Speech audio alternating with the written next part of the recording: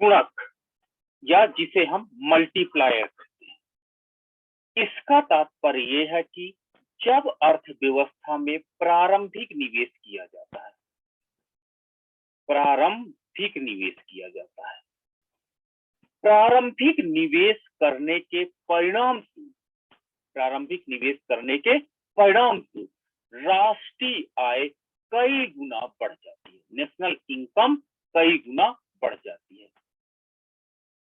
तो जब राष्ट्रीय आय कई गुना बढ़ जाती है तो जितने गुना राष्ट्रीय आय बढ़ जाती है उसे हम के से डिनोट करते हैं और उसे हम गुणक की संज्ञा देते हैं। ठीक है, तो गुणक क्या है?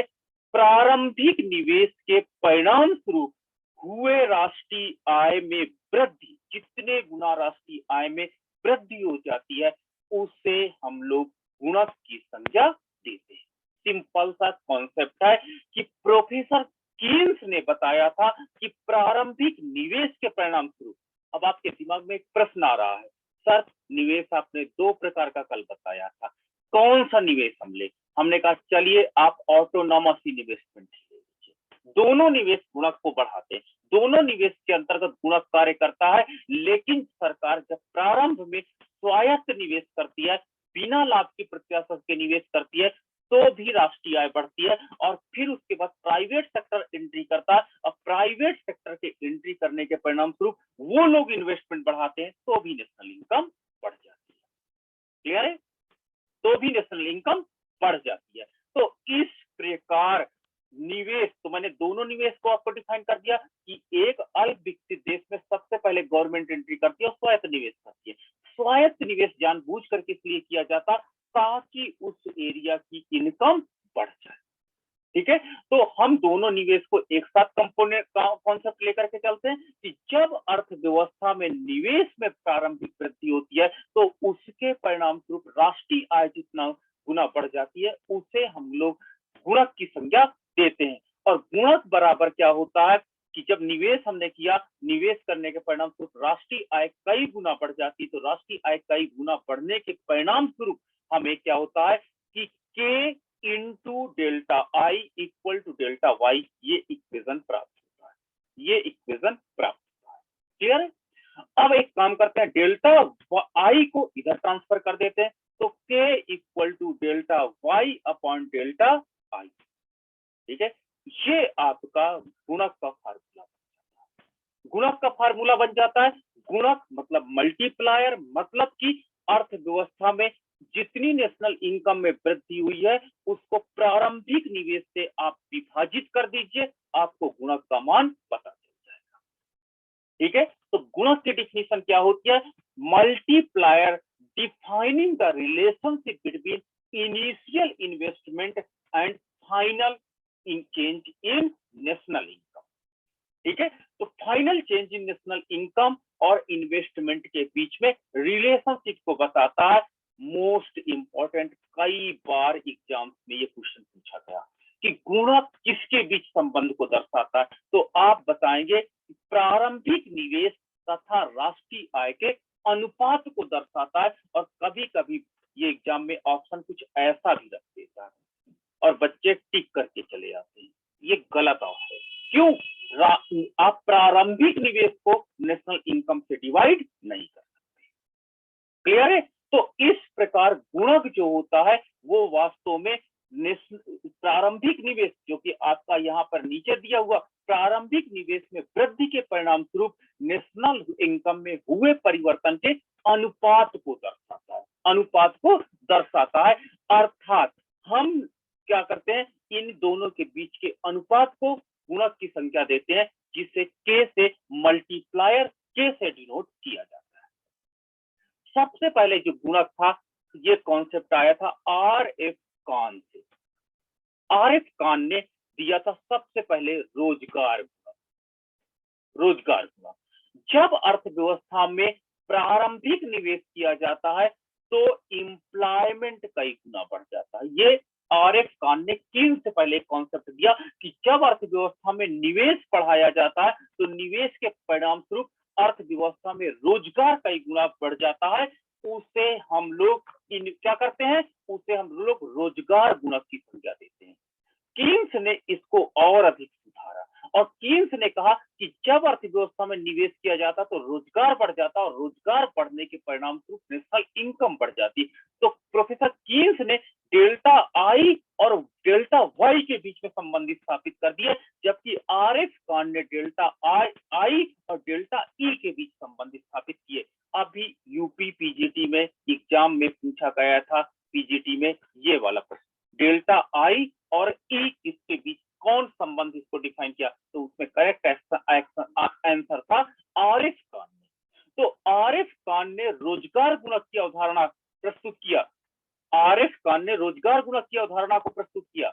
यह पॉइंट नोटेबल है, आर.एफ. कान ने रोजगार गुणक को डेवलप किया, रोजगार गुणक, जिसके अंतर्गत जब अर्थव्यवस्था में प्रारंभिक निवेश किया जाता है तो अर्थव्यवस्था में एम्प्लॉयमेंट कई गुना बढ़ जाता है और जितने गुना एम्प्लॉयमेंट बढ़ जाता है, रोजगार बढ़ जाता है, उसे हम लोग रोजगार गुणक की संख्या देते हैं। कीन्स आए और प्रोफेसर कीन्स ने इसे और अधिक डेवलप किया। उन्होंने कहा जब अर्थव्यवस्था में प्रारंभिक निवेश किया जाता है तो प्रारंभिक निवेश करने के परिणाम स्वरूप नेशनल इनकम कई गुना बढ़ जाती है और जितने गुना नेशनल इनकम बढ़ती है, इसे इन्होंने वास्तव में विनियोग गुणक की संज्ञा दी है, गुणक नहीं, विनियोग गुणक की संज्ञा दी गई। ठीक है कॉन्सेप्ट। तो विनियोग गुणक इन्होंने डिफाइन किया प्रोफेसर कीन्स ने, आर.एफ. कान ने रोजगार गुणक की अवधारणा को प्रस्तुत किया। अब देखिए, हम जानते हैं कि जब अर्थव्यवस्था में हमारे पास कोई इनकम होती है जिसे हम वाई से डिनोट करते हैं, तो या तो उस इनकम को उपभोग कर लेंगे या तो निवेश करेंगे। आपको पता होगा कि जब मेरे पास कोई इनकम होगी, आय होगी, तो या तो उसका हम उपभोग कर लेंगे या तो उसका हम निवेश करेंगे। जब आपकी आय में परिवर्तन होता है, हमने क्या डेल्टा दिखाता है परिवर्तन को, जब आपकी आय में परिवर्तन होता है तो उसके परिणाम स्वरूप आपके उपभोग में परिवर्तन होगा आपके उपभोग में परिवर्तन। ठीक है, आय बढ़ेगी तो आपका उपभोग बढ़ेगा और उपभोग बढ़ेगा, साथ ही साथ आपका निवेश भी बढ़ेगा। आप जान ही रहे हो कि अगर आय में परिवर्तन होगा तो उपभोग में परिवर्तन होगा और उसके साथ ही साथ आपके इन्वेस्टमेंट में भी परिवर्तन होगा। ठीक है, तो अब दोनों पक्षों को डेल्टा वाई से विभाजित करने पर, ठीक है, दोनों पक्षों को कर दो तो क्या हो जाएगा, delta Y upon delta Y equal to delta C upon delta Y plus delta I upon delta Y. ये आपका एक, दोनों पक्षों को हमने डिवाइड कर दिया डेल्टा वाई से। चलो, ये डेल्टा वाई से डेल्टा वाई कैंसिल हो जाएगा तो यहाँ पे हो जाएगा 1 equal to delta C upon delta Y, delta C upon delta Y. आपको याद आ रहा मैंने क्या बताया था अभी उपभोग में, डेल्टा सी और डेल्टा वाई, आय में परिवर्तन के परिणाम स्वरूप उपभोग में परिवर्तन, ये एमपीसी की डिफिनीशन है क्या, मार्जिनल प्रोपेंसिटी टू कंज्यूम की शायद डिफिनीशन है कि delta C upon delta Y मैंने वहां डिफाइन किया था कि मार्जिनल प्रोपेंसिटी टू कंज्यूम अगर आपको निकालना है तो आपको डेल्टा सी और डेल्टा वाई ये रेशियो मैंने वहां पे बताया था कंजप्शन। ठीक है, कि अगर आय में कोई परिवर्तन होता, याद रखना स्वतंत्र चर हरदम बोला नीचे रखा जाता, स्वतंत्र चर में हुए परिवर्तन के परिणाम स्वरूप आश्रित चर डेल्टा सी में जो परिवर्तन होता उसका रेशियो एमपीसी कहलाता। तो क्यों ना मैं यहाँ पे एमपीसी लिख सकता हूँ क्या, ठीक है, एमपीसी लिख लेते हैं plus delta I upon delta Y. चलिए एमपीसी को इधर ट्रांसफर करो तो 1 minus MPC equal to delta I upon delta Y. Clear है।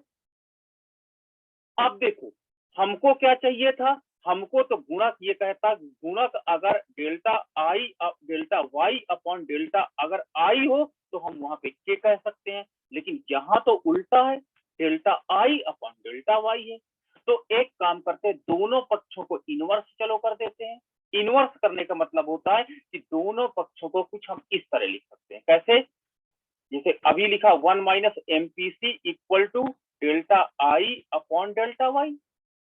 ठीक है, अब इनवर्स करने का तात्पर्य होता है दोनों तरफ 1 अपान कर दो, 1 upon 1 minus 1 upon MPC equal to 1 upon delta I upon delta Y.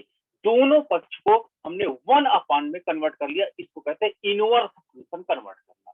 ठीक है, तो अब देखो जहां इसको तो हम इसी एज इट इज रखते हैं 1 अपान 1 माइनस एमपीसी, और इसको क्या करते हैं, ये देखिए डेल्टा वाई ऊपर चला जाता है। ठीक है, तो delta Y upon delta I हो जाता है। अब देखो delta Y upon delta I क्या था, के का मान है, तो चलो के का मान रख देते हैं। तो के बराबर हमको क्या मिल जाता है, 1 अपान 1 माइनस एमपीसी मिल जाती है। ये होता है MPC, marginal propensity to consume और मल्टीप्लायर के बीच संबंध को दर्शाता है। आपसे एग्जाम में पूछा जाता एमपीसी का गुणक के साथ क्या संबंध है, तो ये फार्मूला आपको याद रखना होगा, के बराबर 1 अपान 1 माइनस एमपीसी। ये रिलेशनशिप हमको दर्शाता है कि एमपीसी का के साथ क्या संबंध है। ठीक है, तो ये फार्मूला कैसे जनरेट हुआ, मैंने ये फार्मूला आपको जनरेट करके दिखा दिया, एक दो बार आप घर में प्रैक्टिस करोगे आ जाएगा। चलिए अब मैं इस पर एक टेस्ट कर देता हूं। अभी मैंने फार्मूला क्या जनरेट किया, के बराबर 1 अपान 1 माइनस एमपीसी। के का एमपीसी के साथ संबंध ये होता है। एमपीसी क्या है, आपकी खर्च करने की प्रवृत्ति, आपकी खर्च करने की आदत, जब इनकम आपकी बढ़ती है। चलिए अगर मान लीजिए एमपीसी आपकी खर्च करने की प्रवृत्ति 0.2 है, मतलब मैंने आपको सिखाया था कि पॉइंट हटा करके 0 बढ़ा दो तो परसेंटेज में कन्वर्ट हो जाएगा, मतलब कि आपकी खर्च करने की प्रवृत्ति कितनी है, 20% की है। अगर किसी उपभोक्ता की खर्च करने की प्रवृत्ति 20% है तो गुणक का मान कितना होगा, गुणक का मान कितना होगा। तो चलिए निकालते हैं गुणक का मान। तो गुणक का मान निकालने के लिए हम यहाँ इस फार्मूले में रख देते हैं। तो के बराबर 1 अपान 1 माइनस एमपीसी का मान 0.2 है, तो आपका हो जाएगा 1 अपान 0.8 और आपका हो जाएगा 10 अपॉन 8। तो गुणक का मान आपका क्या हो जाएगा, आपका ये 1 माइनस 0.2 आपका माइनस हुआ तो पॉइंट आपके 8 बचा, आपका 0.8 ऊपर 0 लगाए 8 हुआ। अगर आप कितना होगा 1 पॉइंट आपका कन्वर्ट हो सकता है, कोई आंसर चैट बॉक्स में डाल सकता है, कितना होगा इसको सॉल्व करने के बाद के का मान 0.25 नहीं, आपका ये नहीं आंसर होगा, 0.25 नहीं होगा, 1.22 ये आपका राइट आंसर। अगर आपकी उपभोग प्रवृत्ति, देखिए अर्थव्यवस्था में लोगों की खर्च करने की आदत मात्र 20% है, ठीक है, तो उसके परिणाम स्वरूप गुणक का मान 1.22 होगा। अर्थात अगर अर्थव्यवस्था में 100 रुपए का गवर्नमेंट निवेश करती है या कोई निवेश करता है तो आपका जो नेशनल इनकम होगी इसको 100 में 1.22 को मल्टीप्लाई कीजिए, 100 मल्टीप्लाई बाई 122 अर्थात 122 रुपए में कन्वर्ट हो जाएगा। तो इसलिए अब ध्यान से देखना, एमपीसी अगर कम है तो गुणक का मान इतना है। अब मैं मान के चलता हूं एक शहर की एमपीसी ले लेता हूं, एक शहर का लड़का है वो डेली 500 रुपए खर्च कर देता है, ठीक है। अगर मैं एमपीसी का मान ले लेता हूं 0.8, चलो ये मतलब एक कोई खर्चीला व्यक्ति है जो अपनी इनकम को 80% खर्च कर रहा है, क्लियर है। तो यहां पर आपका क्या हो जाएगा, के इक्वल टू 1 अपान 1 माइनस 0.8 हुआ, इसको 1 से आप माइनस कर दो तो 1 अपान 0.2 होगा, ठीक है। अब इसको आपने कन्वर्ट किया, कितना हो जाएगा, 5 होगा ना, सही है ना, 5, यानी के का मान मेरा निकला 5। अर्थात अगर अर्थव्यवस्था के लोग खर्चीले ज्यादा हैं तो गुणक का मान ज्यादा होगा। अर्थात अगर इन्वेस्टमेंट 100 रुपए का होगा तो गुणक 5 गुना काम करेगा और नेशनल इनकम आपकी कन्वर्ट होकर के कितनी हो जाएगी, 500 हो जाएगी। इस देखिए प्रोफेसर कीन्स ने कहा कि अर्थव्यवस्था जहां पर लोग खर्चीले कम है अर्थात उनकी एमपीसी कम है वहां पे गुणक का मान कम होता है तथा वहां पर नेशनल इनकम की वृद्धि दर भी कम होती है। इसीलिए गांव की इकोनॉमी में क्या होता है, एमपीसी का मान कम होता है, लोगों की बढ़ी हुई इनकम को खर्च कम करते हैं, गुणक का मान कम होता है, इसलिए वहां की इनकम कम तेजी से बढ़ती है। आपने कहा ना कि आप 30 साल बाद गए तो गांव में ज्यादा परिवर्तन मुझे दिखाई नहीं पड़ा, लेकिन शहर के में लोगों की एमपीसी हाई होती है, खर्च करने की प्रवृत्ति अधिक होती है, जिससे इनकम जनरेट तेजी से होती है, परिणाम स्वरूप गुणक का मान तेज होता है और नेशनल आपकी वहां शहरों की इनकम तेजी से डेवलप करती है। तो प्रोफेसर कीन्स ने कहा कि अगर एमपीसी का मान हाई होगा तो के का मान भी हाई होगा। रिजल्ट क्या आया कि एमपीसी और के बीच में पॉजिटिव कोरिलेशन, अगर एमपीसी बढ़ती जाएगी तो के का मान बढ़ता जाएगा और अगर एमपीसी घटती जाएगी तो के का मान घटता जाएगा। ये रिलेशनशिप प्राप्त हुआ और यही एग्जाम में पूछा जाता है कि मोस्ट इंपॉर्टेंट क्वेश्चन यह बन जाता है कि what is the relationship between MPC and के। तो हमने आपको बताया कि प्रोफेसर कीन्स ने कहा था कि अर्थव्यवस्था में डिमांड को ज्यादा बढ़ा दीजिए, एग्रीगेट डिमांड को, आपको मैं बार बार बोल रहा हूं, एग्रीगेट डिमांड को बढ़ा दीजिए, आपकी इकोनॉमी में एम्प्लॉयमेंट बढ़ जाएगा और आपकी इकोनॉमी में नेशनल इनकम बढ़ जाएगी। वही तो मैंने आपको याद हो डायग्राम में मैंने कहा था कि ये आपका एग्रीगेट सप्लाई है और ये एग्रीगेट डिमांड है, एडी है। देखिए फुल एम्प्लॉयमेंट अभी नहीं है, फुल एम्प्लॉयमेंट कहीं यहाँ पर है। आप अर्थव्यवस्था में एग्रीगेट डिमांड बढ़ाइए बाय इंक्रीजिंग द इनकम, लोगों का वेतन बढ़ा दीजिए, वेतन बढ़ाएंगे तो लोग सी पर खर्च करेंगे, आई पे खर्च करेंगे, परिणाम स्वरूप किसी ना किसी व्यक्ति की इनकम जनरेट होगी और हम लगातार ऊपर की ओर बढ़ते चले जाएंगे। तो एग्रीगेट डिमांड बढ़ाने का तरीका, एग्रीगेट अगर डिमांड बढ़ाएंगे तो उससे क्या होता कि अर्थव्यवस्था में एमपीसी का मान बढ़ेगा और एमपीसी का मान बढ़ने से के का मान बढ़ेगा और नेशनल इनकम हमारी तेजी से इंप्रूव होती चली जाएगी। ठीक है, तो इस प्रकार प्रोफेसर कीन्स ने कहा, कीन्स एक प्रकार से व्यय, उपभोग व्यय को प्रमोट करने की बात करते हैं कि लोगों को ज्यादा खर्चीला होना चाहिए, ज्यादा खर्चीला होने से एमपीसी का मान ज्यादा होगा, एमपीसी का मान ज्यादा होने से के का मान ज्यादा होगा और के का मान ज्यादा होने से इन्वेस्टमेंट करने के परिणाम स्वरूप नेशनल इनकम तेजी से।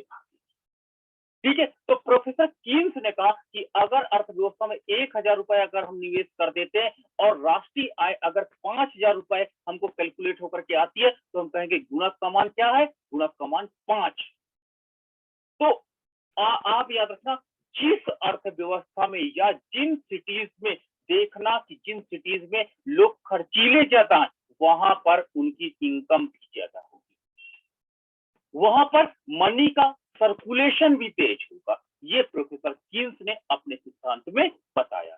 तो गुणक का कॉन्सेप्ट आपका क्लियर हो गया होगा कि गुणक यह बताता है कि अर्थव्यवस्था में प्रारंभिक निवेश के परिणाम स्वरूप राष्ट्रीय आय में जितनी वृद्धि हो जाती है उसको गुणक कहते हैं। और दूसरा कॉन्सेप्ट आपको मैंने बताया कि अर्थव्यवस्था में एमपीसी और गुणक के बीच संबंध ये पाया जाता है कि जब एमपीसी का मान बढ़ता है तो के का मान बढ़ता है और जब एमपीसी का मान घटता है तो के का मान घट जाता है।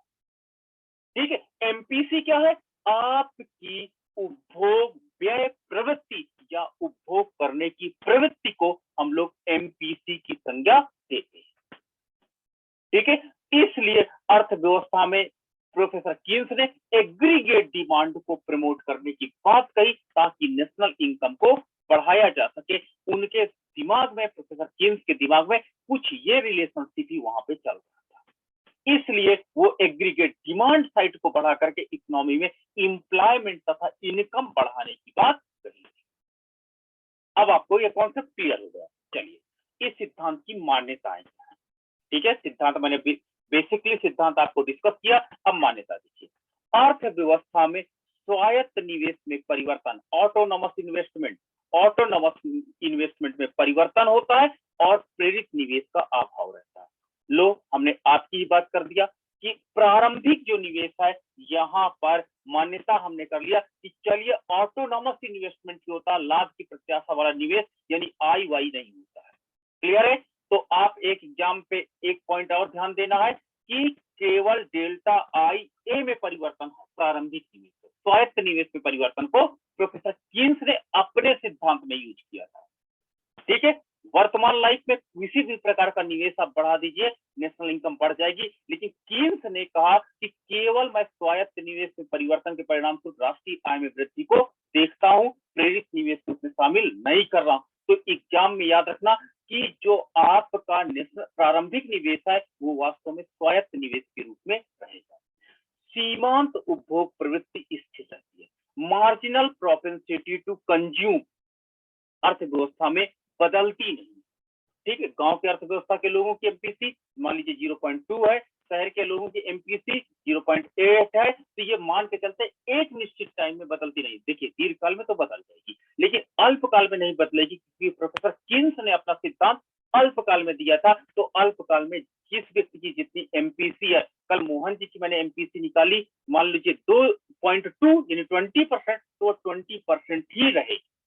उपभोग चालू आय का फलन बहुत नोटेबल पॉइंट है, हर बार पूछा जाता है कि करंट ईयर का कंजप्शन करंट ईयर की इनकम का पार्ट है।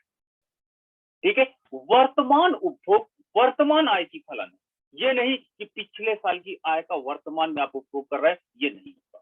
कार्यकरण को परिसीमित करती है, लिमिट में रखती है। यही तो एक अब हिमानी बार बार यही तो बात बोल रही थी कि वर्तमान उपभोग को वर्तमान आय का फलन आपने कह दिया है, तो ये परिसीमित कर दिया, आपने पिछली आय का फलन क्यों नहीं कहा था, ये क्रिटिसाइज भी किया गया, तो ये एक प्रकार का लिमिटेशन कर दिया।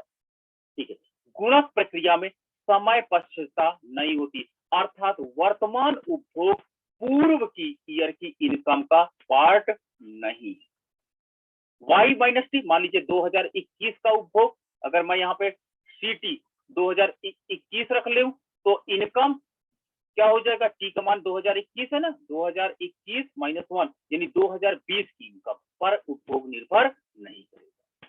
2000 ये है समय पश्चता, टाइम लेगिटी नहीं पाई जाएगी, अर्थात पिछले साल की इनकम का वर्तमान में के उपभोग से कोई संबंध नहीं होगा। निवेश में वृद्धि या कमी से तुरंत ही अपने आप होती है। ठीक है, तुरंत गुणक कार्य करता तथा नेशनल इनकम में वृद्धि होती है। गुणक प्रक्रिया को पूर्ण होने देने के लिए निवेश के स्तर को धीरे धीरे स्थिर रखा जाता है, ताकि गुणक की प्रक्रिया संपन्न हो जाए। ये नहीं कि एक बार आपने इन्वेस्टमेंट किया, आज सरकार ने 1000 करोड़ रुपए का रोड बना दिया, आप जाकर तीसरे दिन पहुंच जाए नेशनल इनकम डिपार्टमेंट, सर बताइए नेशनल इनकम कितनी बढ़ी। नहीं, गुणक की प्रक्रिया पूरे वर्ष धीरे धीरे कार्य करती है, तब आपको रिजल्ट आएंगे, तुरंत रिजल्ट नहीं आ जाएंगे। निवेश में निवल वृद्धि होती है, अगर इकोनॉमी में निवेश में निवल वृद्धि का मतलब होता है उसमें मूल्य ह्रास को जोड़ा नहीं जा रहा है। निवेश में वृद्धि के कारण आय में वृद्धि होने पर, देखिए हमने क्या बताया कि जब इन्वेस्टमेंट चेंज होता है तो उसके परिणाम स्वरूप नेशनल इनकम भी चेंज होती है, पर उपभोक्ता वस्तुओं के लिए प्रभावी मांग के अनुसार उनकी पूर्ति उपलब्ध रहती है। ठीक है, तो इस प्रकार देखिए प्रभावी मांग को, जब अर्थव्यवस्था में निवेश बढ़ता है तो अर्थव्यवस्था में प्रभावी मांग, मैं अभी आपको एग्रीगेट डिमांड को डिस्कस कर चुका हूं कि प्रोफेसर कीन्स ने कहा कि अर्थव्यवस्था में एग्रीगेट डिमांड को प्रमोट करिए। उपभोक्ता वस्तुओं में अतिरिक्त क्षमता पाई जाती है कि जब अर्थव्यवस्था में एग्रीगेट डिमांड बढ़ती है तो उत्पादक, इसीलिए कहते हैं कैपिटलिस्टिक इकोनॉमी की बात की गई कि जब एग्रीगेट डिमांड बढ़ती है तो कंपनियों के पास इतनी क्षमता होती है, अतिरिक्त क्षमता, कि बढ़ी हुई मांग की पूर्ति कर दे। अगर बढ़ी हुई मांग की पूर्ति नहीं कर पाएंगे तो क्या होगा, इन्फ्लेशन का शिकार हो जाएगी इकोनॉमी, इन्फ्लेशन का शिकार, और आपका गुणक उल्टा काम करने लगेगा। इसीलिए प्रोफेसर कीन्स ने कहा कि गुणक का जो कार्यकरण होता है वो डेवलप्ड कंट्री में तेजी से होता है in the respect of developing country. उपभोक्ता वस्तुओं की उस बढ़ी हुई मांग को पूरा किया जा सकता है या बढ़ने पर आय में वृद्धि का परिणाम होती है, अर्थात जब बढ़ी हुई मांग होती है तो वो बढ़ी हुई मांग, ये बढ़ी हुई आय उसको कवर कर देती है। उत्पादन के अन्य साधन अर्थव्यवस्था के भीतर आसानी से गतिशील होते हैं, जब गतिशील होंगे तभी आपका उत्पादन तेजी से बढ़ेगा।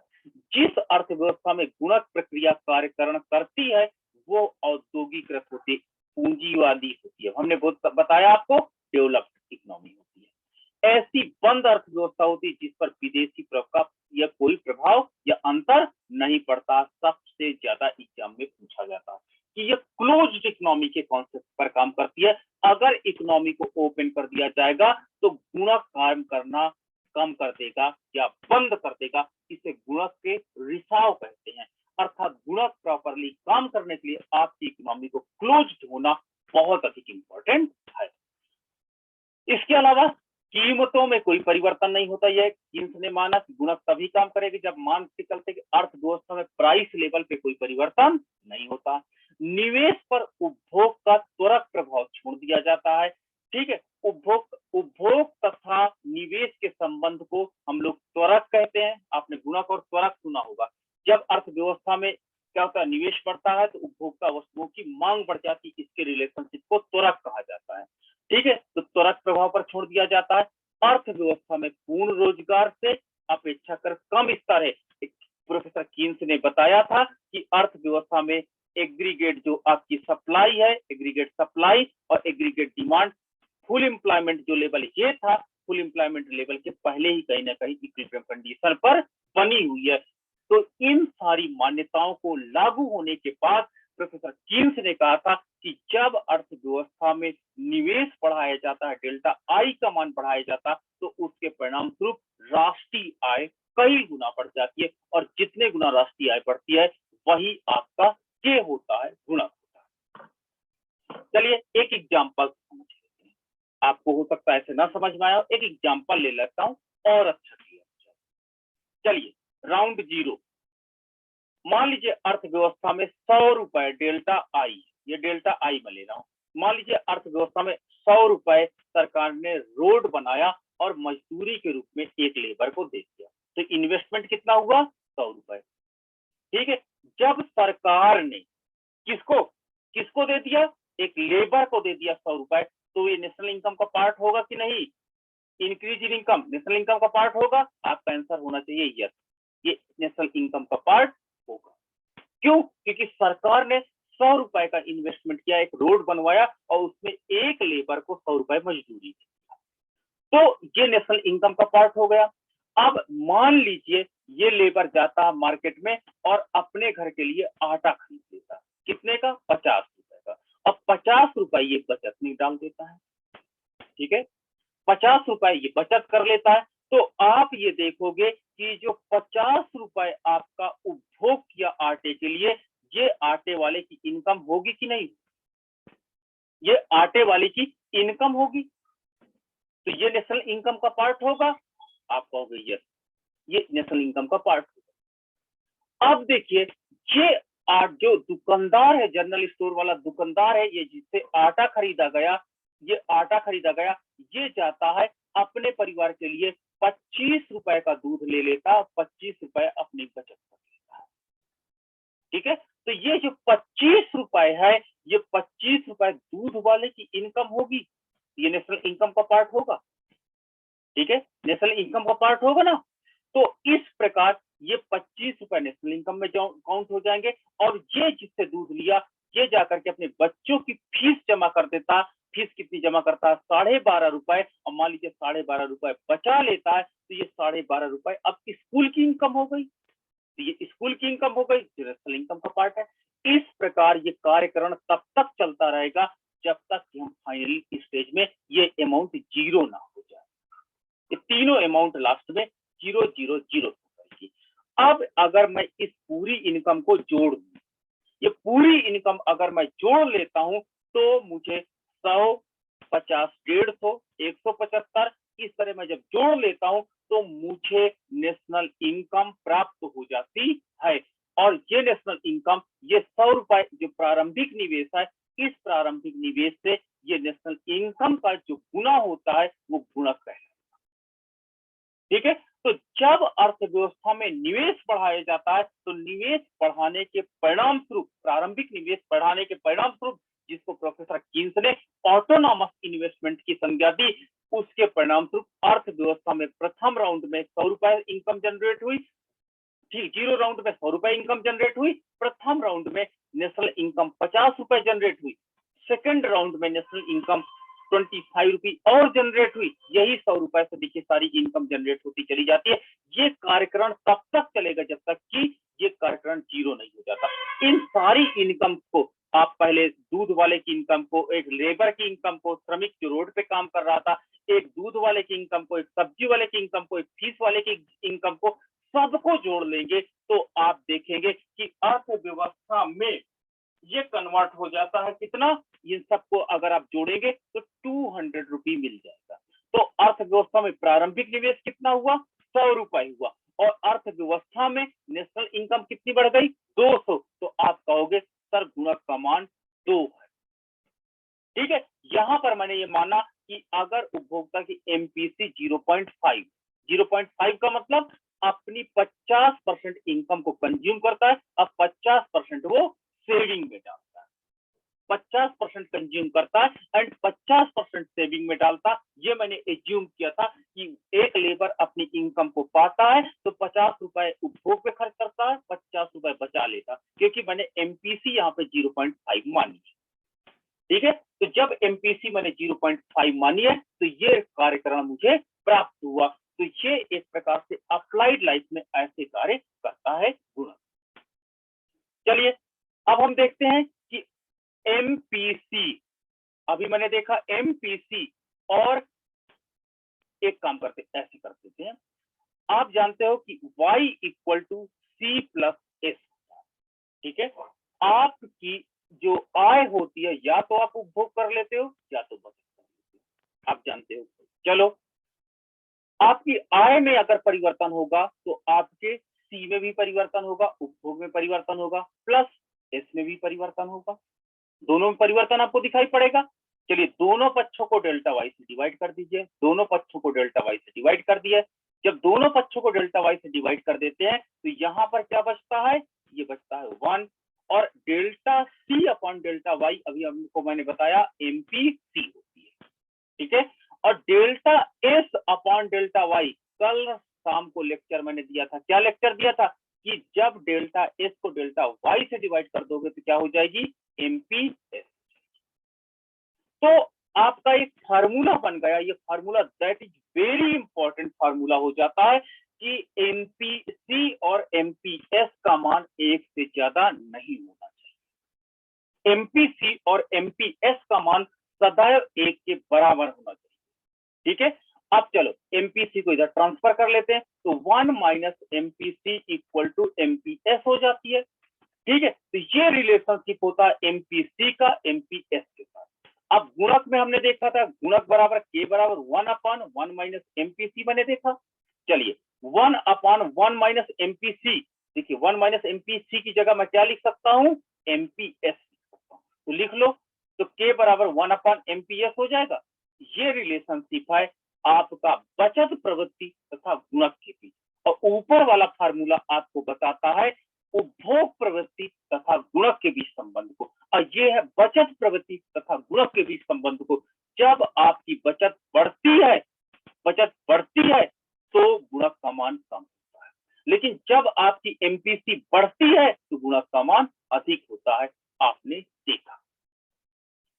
तो अर्थव्यवस्था में अगर लोग ज्यादा इनकम को बचाएंगे तो गुणक कम तेजी से काम करेगा, परिणाम स्वरूप नेशनल इनकम की वृद्धि कम होगी, और अगर इकोनॉमी में एमपीसी का मान ज्यादा होगा तो गुणक का मान भी ज्यादा होगा। ये प्रोफेसर कीन्स ने अपने सिद्धांत में प्रूव किया था। तो एग्जाम में ये दो फार्मूले बहुत ज्यादा पूछे गए कि गुणक का एमपीसी के साथ क्या संबंध है, आप उठा के लिख देना के इक्वल टू 1/1 माइनस एमपीसी, ये संबंध होता है। अगर एमपीसी का मान बढ़ेगा तो के का मान बढ़ेगा, अगर लोग ज्यादा खर्च करेंगे तो अर्थव्यवस्था में गुणक का मान ज्यादा होगा जिससे राष्ट्रीय आय बढ़ेगी, और अगर एमपीसी का मान कम होगा तो गुणक का मान भी कम होगा। तो इस प्रकार का रिलेशनशिप पाया जाता है एमपीसी के बीच में। वही एमपीएस के बीच संबंध होता है 1/एमपीएस। अगर लोग ज्यादा बचाएंगे, देखिए इनवर्स रिलेशनशिप, इनवर्स का मतलब होता है अगर इस चर का मान एमपीएस का मान बढ़ेगा तो के का मान घटेगा, इसको कहते हैं इनवर्स फंक्शन। तो एमपीएस का अगर मान बढ़ेगा तो के का मान घटेगा, और एमपीएस का मान यदि घटेगा तो के का मान बढ़ेगा।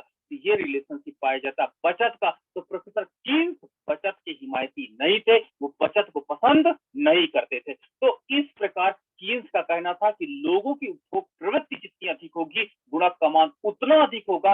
अगर बचत प्रवृत्ति अधिक होगी तो गुणक का मान कम हो जाएगा। परिणाम स्वरूप नेशनल इनकम लगातार कम होती चली जाएगी। तो ये रिलेशनशिप एग्जाम में सबसे ज्यादा पूछे गए हैं और गुणक से अधिकतर क्वेश्चन यही से उठाए गए हैं कि एमपीसी का के साथ क्या संबंध है और एमपीएस का के साथ क्या संबंध है।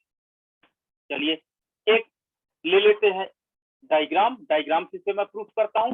मैंने आधार अक्ष पर स्वतंत्र चर इन्वेस्टमेंट को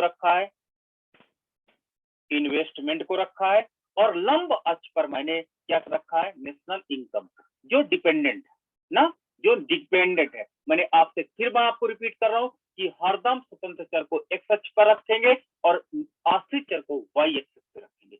ये एक आय व्यय रेखा है जो 45 अंश की है। मैंने ये मान लिया, एज्यूम कर लिया कि जिस अनुपात से निवेश बढ़ता उस अनुपात से इनकम बढ़ती है, एज्यूम मैंने कर लिया। क्या ऐसा पाया जाता है?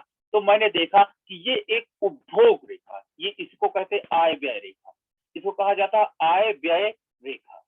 ठीक है, ये 45 अंश की होती है, एक प्रकार का पर्टिकुलर रिलेशनशिप को दिखाती है जो सैद्धांतिक नहीं है, एक एज्यूमिंग है। ये मेरा उपभोग प्लस निवेश रेखा है। उपभोग प्लस निवेश आपने देखा होगा, उपभोग रेखा भी लंब से निकलती है और निवेश रेखा भी लंब से निकलती है। दोनों को इस तरह का शेप कहीं प्राप्त हुआ होगा जब आपने उपभोग का चैप्टर पढ़ा था और मैंने जब निवेश का चैप्टर कल पढ़ाया था कि कुल निवेश में स्वायत्त निवेश तथा प्रेरित निवेश मिलकर के आई ऐसे होता और उपभोग भी ऐसे होता। तो दोनों को मैंने एक इस रेखा से डिनोट किया है, दैट इज ए। ये इस रेखा से मैंने डिनोट किया। जहां पर आय व्यय रेखा को ये कट करती है that is called equilibrium point, और वहां से अगर मैं लंब डाल देता हूं तो प्रारंभ में आपका इन्वेस्टमेंट इतना है, तो इन्वेस्टमेंट इतना होने के परिणाम स्वरूप, ठीक है, आपका इन्वेस्टमेंट इतना है तो परिणाम आपका जो नेशनल इनकम है कुछ इतनी, ठीक है। अब अगर आपका निवेश बढ़ जाता है, देखिए निवेश बढ़ जाता है, तो निवेश बढ़ने के परिणाम स्वरूप यहां पर थोड़ा एक मिनट,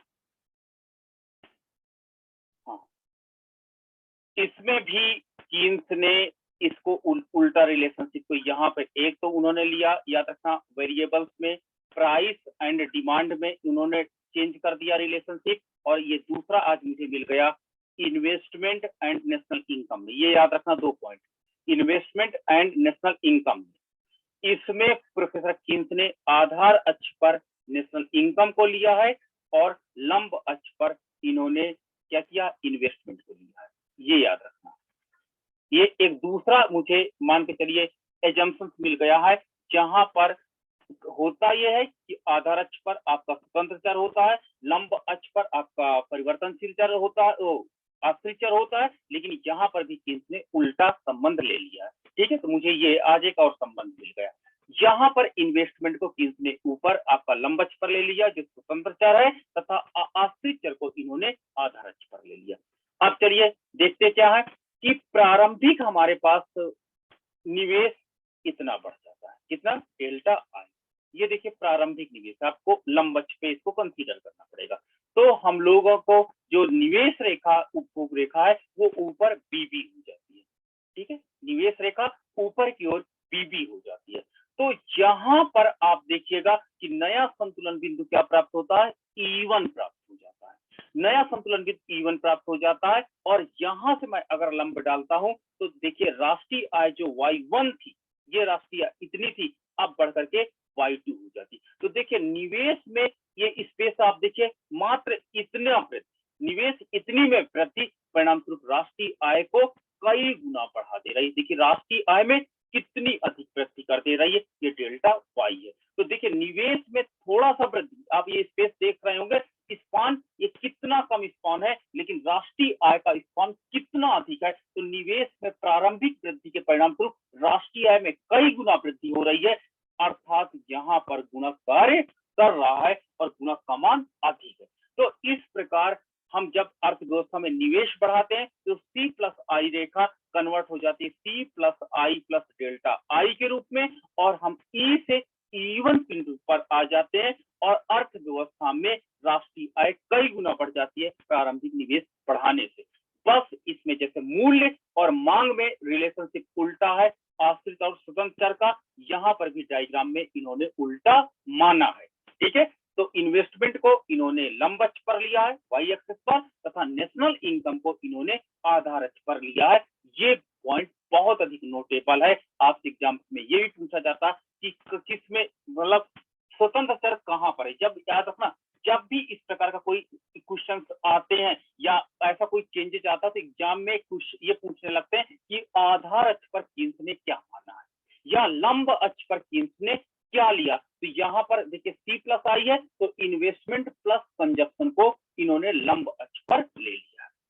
ठीक है, तो लंब अक्ष पर इन्होंने इन्वेस्टमेंट एंड कंजप्शन को लिया तथा आधार अक्ष पर इन्होंने नेशनल इनकम को ले लिया। तो इस प्रकार आपका गुणक जो होता है, गुणक के कार्यकरण के परिणाम स्वरूप आपकी राष्ट्रीय आय कई गुना बढ़ जाती है। तो यही आपका है। तो आपको मैं फिर से रिवीजन कर दूं कि जब प्रारंभिक निवेश किया जाता है तो राष्ट्रीय आय कई गुना बढ़ जाती है और जितने गुना राष्ट्रीय आय बढ़ती है वही गुणक कहलाती है और गुणक बराबर delta Y upon delta I होता है। अर्थात प्रारंभिक निवेश में वृद्धि के परिणाम स्वरूप हुए राष्ट्रीय आय में वृद्धि के अनुपात को गुणक कहते हैं। इसे हम लोग विनियोग गुणक के नाम से जानते हैं। इसके पहले आर.एस. खान ने रोजगार गुणक की संज्ञा दी थी और साथ ही साथ एमपीसी तथा एपीसी में संबंध ये होता है कि गुणक का एमपीसी के साथ धनात्मक संबंध होता है। और इन्होंने बताया कि अगर लोगों की उपभोग प्रवृत्ति बढ़ेगी, खर्च करने की प्रवृत्ति बढ़ती है तो गुणक का मान बढ़ता है, नेशनल इनकम तेजी से बढ़ती है। और अगर एमपीसी घटती है तो गुणक का मान तेजी से घटता है। प्रोफेसर कीन्स ने एमपीएस के साथ संबंध बताया था, निगेटिव संबंध पाया जाता। अगर लोगों की बचत प्रवृत्ति बढ़ती है तो गुणक का मान कम होता, बचत प्रवृत्ति घटती है तो गुणक का मान ज्यादा होता। ये संबंध इन्होंने प्रोफेसर कीन्स ने बताया था और प्रोफेसर कीन्स का यही आपका संबंध एग्जाम में सबसे ज्यादा पूछे गए हैं। ठीक है, तो ये आज हमारा था गुणक का टॉपिक। अब आपके